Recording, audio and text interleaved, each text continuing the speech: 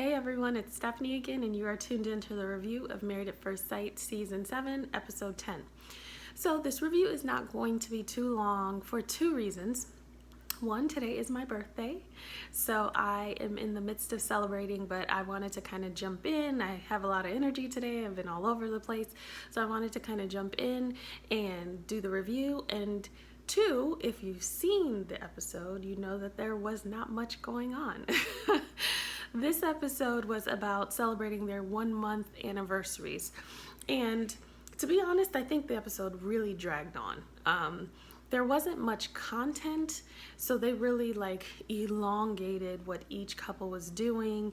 But it was, sweet to watch them kind of hit this milestone and look back over the month and, what they were thinking when they first saw each other and what they, were doing, etc. So let's just jump into the first couple. I'm going to start with Danielle and Bobby. So Danielle and Bobby, they celebrate their 1 month, they seem to be in a really good groove. And we've been talking within the last week, some of you all and I have been talking about what their relationship dynamic kind of looks like. And I think we've all gotten to the point where we can see that their dynamic looks like puppy love. And me and my husband talk about this as well. There's something about them that you're kind of do they know enough? Are they experienced enough? And especially with Bobby being 27 and having said at some point that, he's never been in love, he's never been at a certain place in a relationship. A lot of the space that they're in is very reminiscent of puppy love. That first real, authentic experience of love and how perfect it seems. So I'm at a point where I'm just gonna let it be. They actually have a pretty good dynamic as I'm, watching them. I think my aha moment with Danielle and Bobby this week was watching them at the drive-in. So it was super cute that Bobby set up, the whole drive-in with them watching their wedding day video. So all the couples this week got I think they got their vows, they got a wedding book with their pictures from the day of, and they also got the video of the wedding, so they were all able to watch it together. And Bobby goes to this drive-in and has it set up, and he has Danielle go and get popcorn or something, and so he sets up in his whole kind of thing where he opens the back of the truck and he has pillows and he set up flowers and little candles.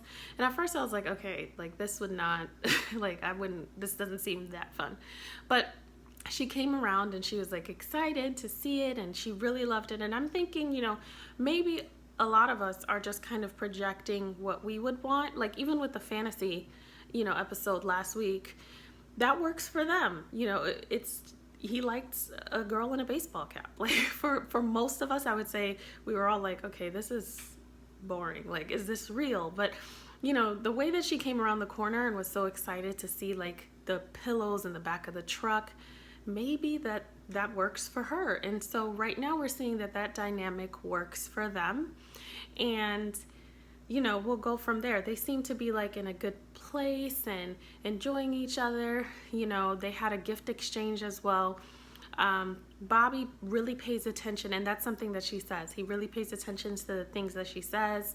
So he got her this DNA kit for Henry, and she's all about that dog. So that really was exciting for her.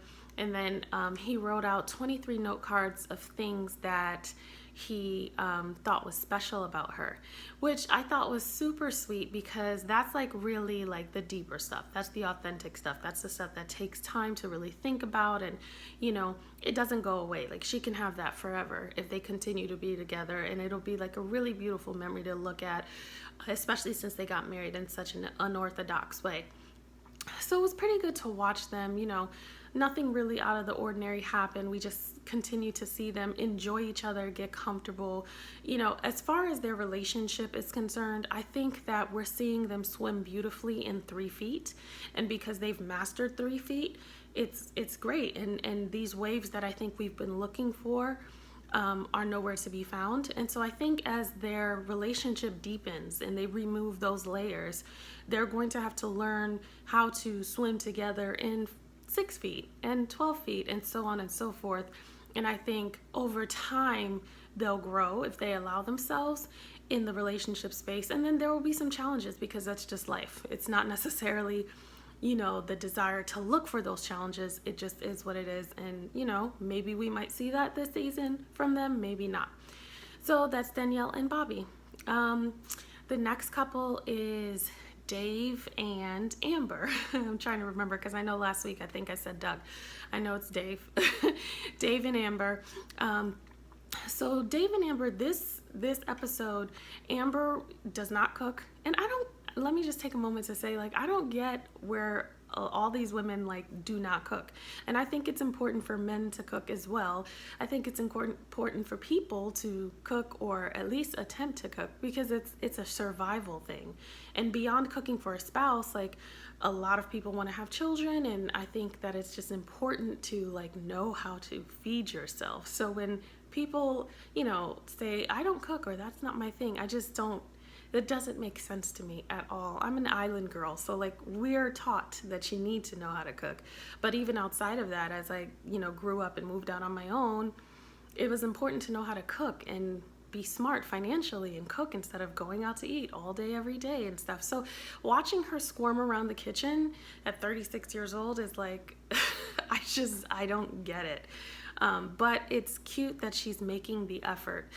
The interaction with Amber and Dave, at first one person was rubbing me the wrong way, but I kind of realized that they kind of require each other in the way that they showed up during this cooking. So Amber is trying to cook this dinner, in anticipation for their anniversary. Dave thinks it's so sweet. I think Dave was pretty great this episode. He thinks it's so sweet. He's, trying to help her, but in true Dave fashion, he's kind of nitpicking, and he isn't really being negative, because I know that he thinks he's helping, but he's kind of nitpicking. The one thing I will agree with him with is her touching raw chicken and touching everything. That probably would have driven me crazy too, because it's just germs. It's not him being a nut job, it's just germs. So I totally get that, but he kind of maintained his composure. And if we want to give him a brownie point, he didn't say anything about it in that moment, even though I know it was probably bothering him. But he was really kind of nitpicking and maybe you should cut it like this, and I have a garlic press and all these things, and I was kind of Dave, just leave her alone. Even if you want to help her, she's a grown woman, she's cooking you dinner, go find something to do. Because regardless of wanting to help and having good intention, it also fuels that very controlling side of him that has the potential to go awry, especially since he's very specific about how he likes things done. So, I was hoping that he kind of backed off, but I find that Amber kind of plays this role as, this damsel in distress, even in the kitchen. I get it, cooking's not your thing. You don't really know how to do it, but you say you're going to do it. If you say you're going to make somebody a meal, then you got to know what you're making, and you got to know that you know how to make what you're making enough that you can do it without somebody walking you through it. So, we might say, oh, Dave, leave her alone, get out of the kitchen. But then she kept pulling Dave back with, well, this is how you do it, and asking kind of questions that gave him reasons to feel the need to rescue her. Besides his natural desire to kind of be in the midst of it, she gave him reason to want to rescue. So they kind of play at each other's weak points in a sense. And so I kind of saw, okay, this works for them, as long as it doesn't become a problem where she becomes too reliant or he becomes too controlling. This is just what their dynamic is. Outside of that, I think they had a really great time celebrating their 1 month. There were no bumps in the roads, no awkward conversations. It seemed like this episode, they were reflective of having a really good groove, where they were able to just have good conversation, lighthearted. They can laugh, they can make fun of themselves and how they were feeling during the day and poke fun at each other. And it was just very nice to watch them, just have a good time. Dave took them back to where they got married, and so she was really excited about going there and go, walking down the same aisle she walked down. They talked about how they felt, and they even did a cute little slow dance. So that if that's the Dave and Amber that we would have been seeing the last few weeks, I think we would all be a little more hopeful. I'm hoping to see more of that. Because if we do, then I think there's some longevity there. I thought there was some longevity before. I just think some of the stuff that they have, they just need to work through. It's not stuff that can't be worked through. But it was a nice breath of fresh air to watch them this episode and to see their dynamic fall into a place of comfort. They were very comfortable. That's like the perfect thing to say about them this episode. And even through like the cooking, when, you know, she was kind of in a certain space with cooking and he was in a certain space with kind of trying to help cook but not be too involved, it still was very comfortable. And I think they navigated those waters beautifully. So that is Dave and Amber, and we'll see them next week. Last but certainly not least is Mia and Tristan. So Mia and Tristan, you know, they were a little, this episode, for the most part, them celebrating their 1 month anniversary was pretty even keel. They did a gondola ride. It was okay. You know, their interactions to me physically are still awkward, even though I found them to be there were more instances of physical interactions this episode, but they're still, you know, awkward. It's like walking in on something you shouldn't see. Their dynamic is it gives that off. So it's still like when I watch them, I still, you know, really didn't believe it, but it is what it is. They enjoyed each other, you know. Tristan decided to like fix the closet because when she moved in, she was kind of still living out of a bag. And so he decided to make room for her, which is a nice gesture. And, you know, she gave him a funny cutout of himself, and, you know, they laughed about it. They had a good time. There was nothing really over the top with their celebration of each other. They talked. And the words I'm hearing from both of them is that they really want to work at it and that they're here for each other and they're here for this longevity. And what they're saying sounds good, but it's not really translating when it's really time to be reflective of that. So if we go back to the beginning of the episode, I believe Pastor Cal gave them a relationship analysis or some sort of analysis that was supposed to help them make the decision on whether they should move to Houston or not. So if you watch this, you see that Tristan has pretty much made up his mind. He has not said that, but all his actions and his mannerisms and the way that he even explains why he needs to move to Houston is telling me that he's already packed. Like it's like with or without me, but I'm going. So, but he doesn't say that. He plays the role of why. And so they have like a benefits and a risk column, and he basically blurts out, you know, I would prefer to live next to my family, which I think most people would prefer to live next to their own family, but there's a way that you say it that isn't offensive, and it's just like, duh, that's my family. And then there's a way that you say it that is offensive, like I wouldn't really live near your family. And so that's kind of what he's saying. Now we can all see why living next door to Mia's sister wouldn't be the most exciting choice, but even still, there's a way to express that. And so I think that he comes off as mature, but when it's time to really be mature, he's not always mature because he expresses it in a way that is a little less than appropriate, you know? And I think because Mia's just holding on to whatever she can hold on to, she wouldn't call him to the carpet about that. So there was that. They were talking about kind of the pros and cons, and, you know, Mia was kind of saying, you know, I don't have friends there. And we all know Mia doesn't want to go.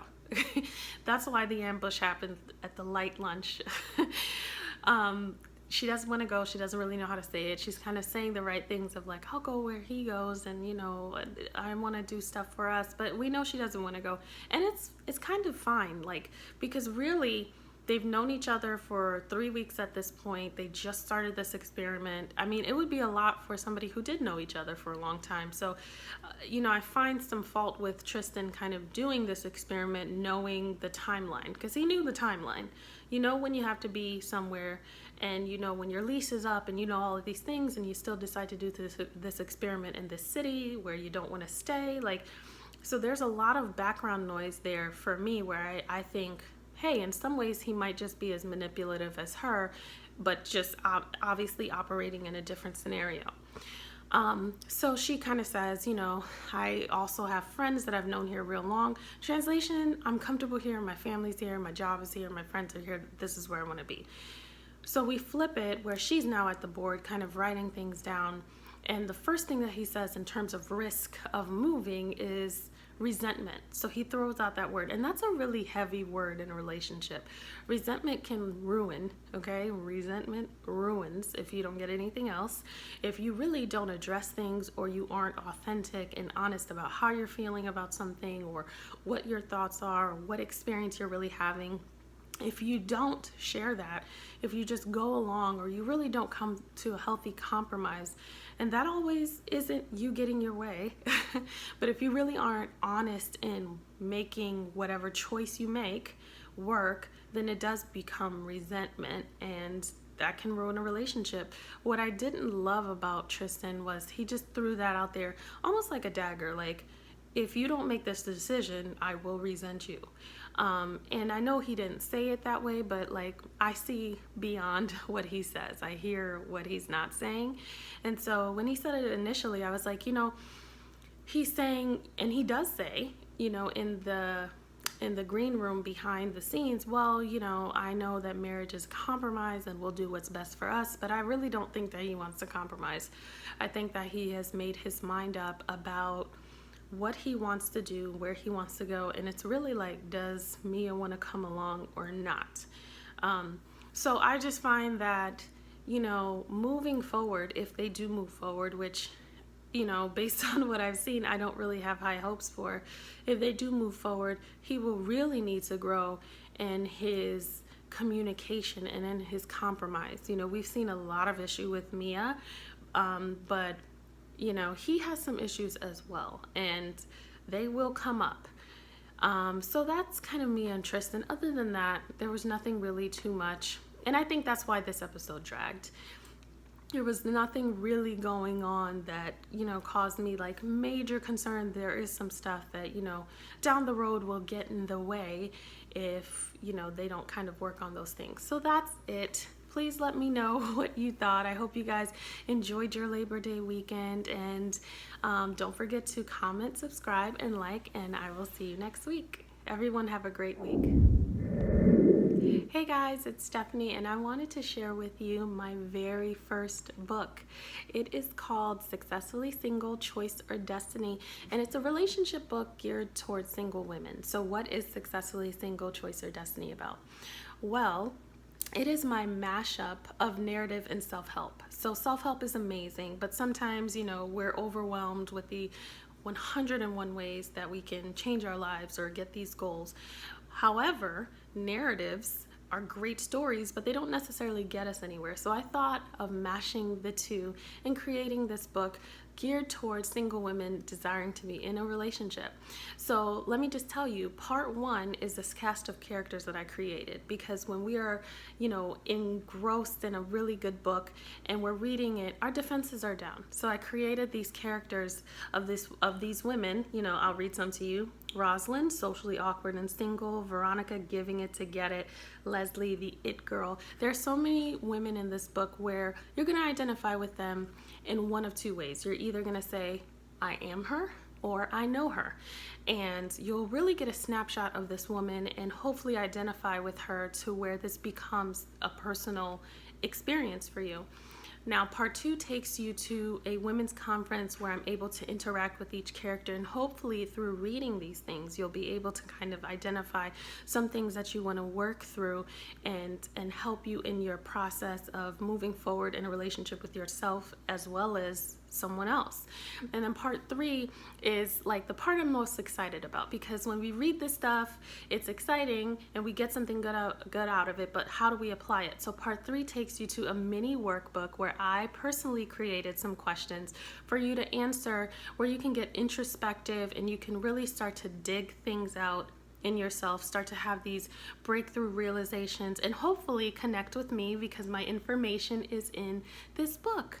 So because today is my birthday, I am offering a discount. So if you go to my website, iamsuccessfullyme.com, and enter in the code BDAY, B-D-A-Y, you will get a special discount. So I hope that you guys are able to take advantage of this birthday gift from me, and I look forward to seeing you guys next week.